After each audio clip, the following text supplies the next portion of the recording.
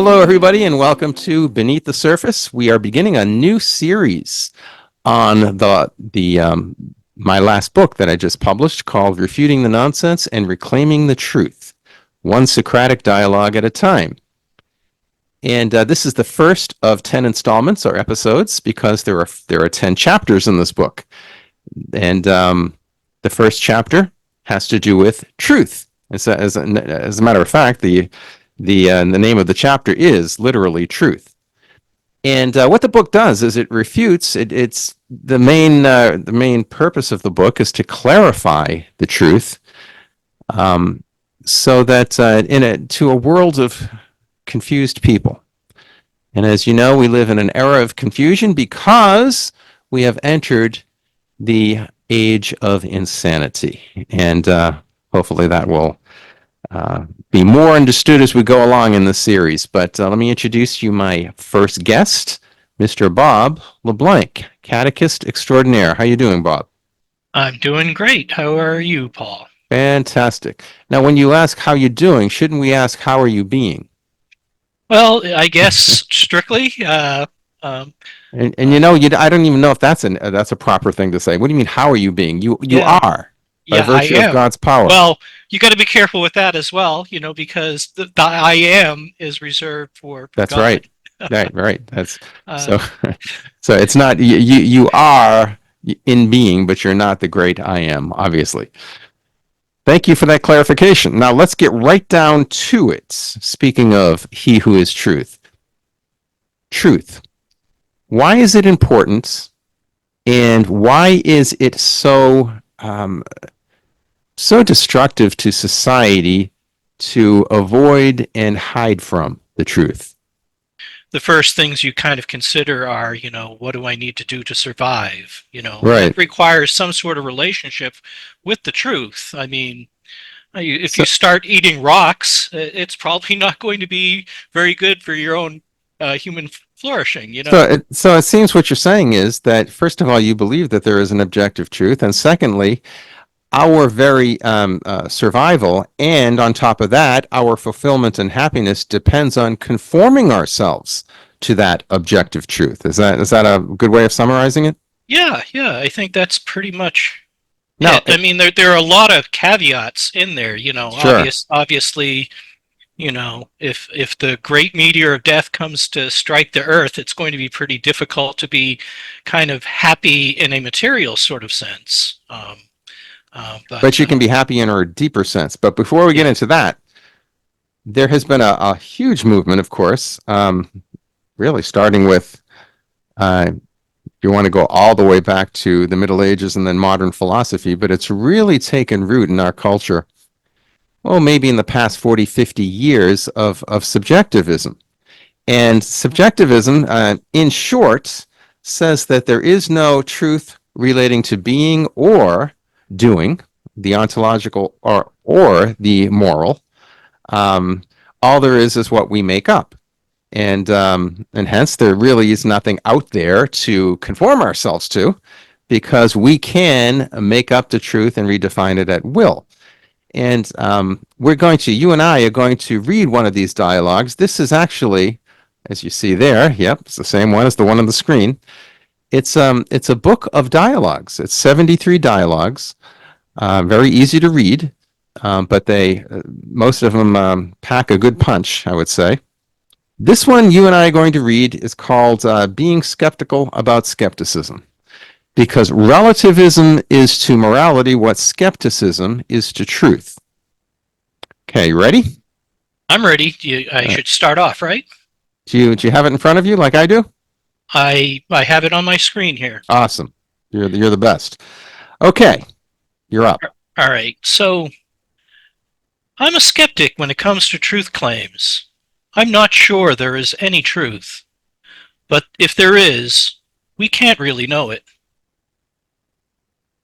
Is that true? Is what true? Your truth claim that we can't know any truth claims. Well, yes. I mean, no. I mean, there is no objective truth. Is that That's objectively knowable. true? Excuse, Is Is that objectively true? That there is no objective truth? You're messing with my mind again. I'm just following reason. Then follow emotion like I'm doing. There's no objective truth because if there was, it would uncomfortably challenge me to change my lifestyle. Now you're being honest. Someone must have given me a truth serum. I usually don't admit that, even to myself. Then it's time to learn from what you really know deep inside. Um, you see how your radical skepticism contradicts itself. As soon as you say that there is no truth or that we can't know truth, you've made a statement that you assume to be true. I guess that's true. Oops, I did it again. Another admitted truth. Boy, what's with me today? Perhaps your guard is down, but think about this too. There's no contradiction in the opposite direction. In other words, if I say there is objective truth, which I assume to be true, my belief corresponds to my statement. No contradiction. Interesting how that works. There's no contradiction and it's true that there is truth, but an inherent contradiction in my belief. It's true that there is no truth. I'm glad you can see that. Our intellects are designed to detect truth, and to me, logic and to use logic to make reality intelligible for us. It actually goes against our nature to deny the truth in order to soothe our desires and comfort zones. So if I submit to the basic law of logic, that of non-contradiction, I guess I can't say we cannot know the truth. I'd have to say that even that statement may be untrue. Bingo. You've got it. Then it looks like I've got a choice to make. Either I continue to contradict myself and deny reality, or I conform my mind and will to what is objectively true and good. Yes, that is logically consistent. That is that little dialogue is on page 8, and basically it's saying that your the claim that there is no truth or that we can't know the truth is a contradiction in and of itself because you are asking me to believe a statement is true, that there is no truth. You got that out of that, right? I got that. I got that. That's one of the interesting things. Even though I may not personally be able to kind of do that Socratic dialogue with people, it's something that I've realized for quite some time. You can go and follow. There's the Thomistic Institute has a nice series on Aquinas 101 is what they call it, and they go Yes. through various truth claims. And I went to one of their lectures that they kind of have out there, and there was a person who basically went through this kind of sort of thing that we just went through, and finding where the inherent contradiction is in this subjectivism or relativism. You know, it's there. It's just a matter of being able to find it and pointing it out to these people here. I noticed one thing that you had in your dialogue that really strikes true to my conversations with people is the fact that feelings seem to predominate Mm-hmm. in a lot of our modern thinking. You know, I feel this, I feel that, um, and this is not really. You know, I guess in one way you would kind of say, oh, they're being kind of lazy, but I think it's kind of deeper than that. I think it might be actually a lack of intellectual humility. Um, you know, there's um, it almost seems like a lot of people have not progressed beyond their adolescence. Mm. You know, I you've I've certainly experienced it in my own teenage years. You know, where I knew everything. I knew how the world worked. You know, I was well educated in high school, and I thought I just knew everything. And boy, my elders, like my parents and others, all these people, they were pretty dumb. They didn't understand the truth that I understood. You know, and it's quite a rude awakening as you start growing older and discovering how how wrong you are, but it does seem to be like a thing of adolescence of But people. it seems like in our day, adolescence this has spread out throughout most of adulthood. Yes, no, I agree. I agree. I think there's somehow this maturity in intellectual formation has not happened. It's been stifled. It's been Yeah, retarded. And it's yeah, funny. I went to a retreat last weekend, and we're talking about apologetics, and one of the priest that was leading the retreat said they don't work anymore today. Why? Because people don't think. People feel, right. and Yes, it's exactly what you're saying. I mean, if you want to convince somebody of something, very often today, unfortunately, you have to appeal to their emotions rather than their mind, and yeah, that's and that and hence, I think the devil has knows that he has a great opening today because there's such confusion in our world. Things that used to mean something else, and now everybody sort of has their own meaning to some things. And like, for example, liberty and and happiness and love. All of these, now, the things that have for ages upon ages since the beginning of humanity have been truly understood to be disordered or abuse are now called love. So what is your response to all that? well, my first thought when you were talking about is something that I've adopted a kind of a slogan or a catchphrase or something that I think applies now, and it's this, and I think actually came from the 1980s. It's trust is the coin of the realm. Um, you you're right that you do need to appeal to their feelings. Um, but I think this is actually in a weird way, even in the secular world, I think it's a process of evangelization. So first you need to be able to develop this relationship of trust with a person, and that will initially mean that you have to deal with their feelings. But I think your dialogues that you're bringing up in your book, they're helpful for when you've uh, gotten past that initial level, when the person starts trusting you.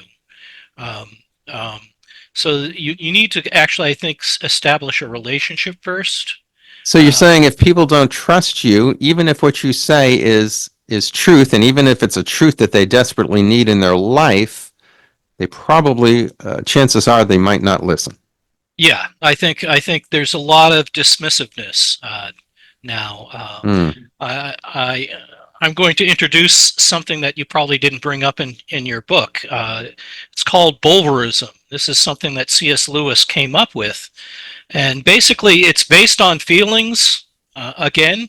So basically, when a person is confronted with a truth that they don't like, yeah. they will come up with some sort of reason why you said that truth to them. So you said that because uh, you don't have my best interests in mind, or you're greedy, or something Right. like that. You come with Right. They assign a motive to you.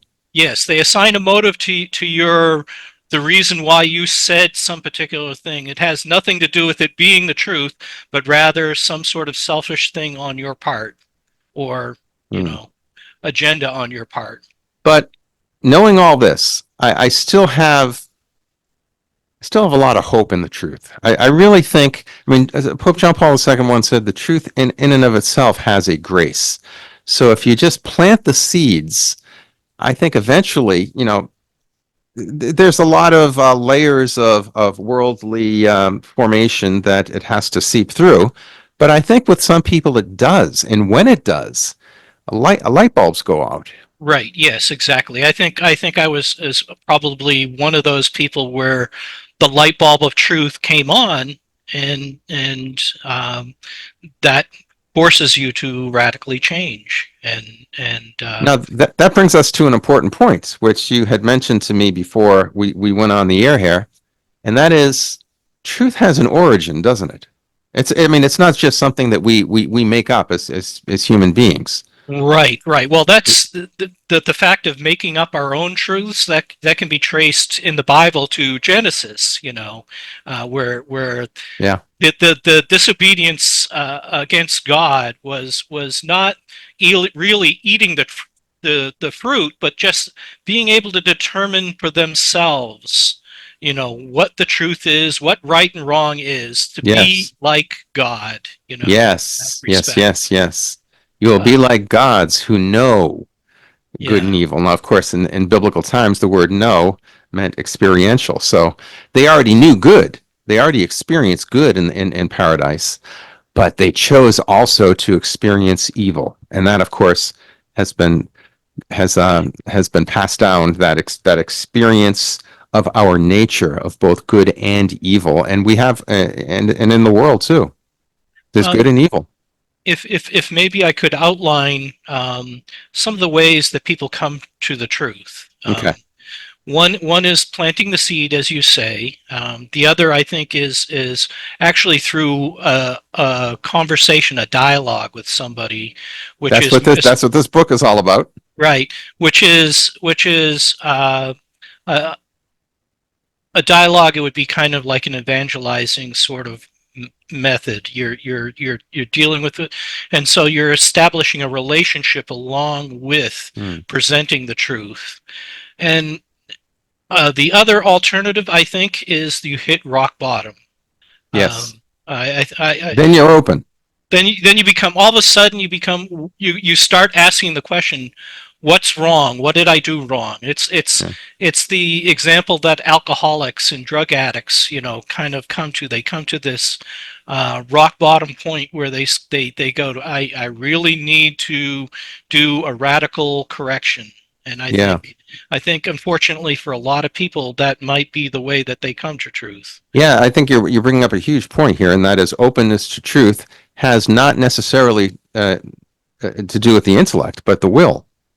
Yes. It's the will that opens the mind, that enables the mind to see the truth.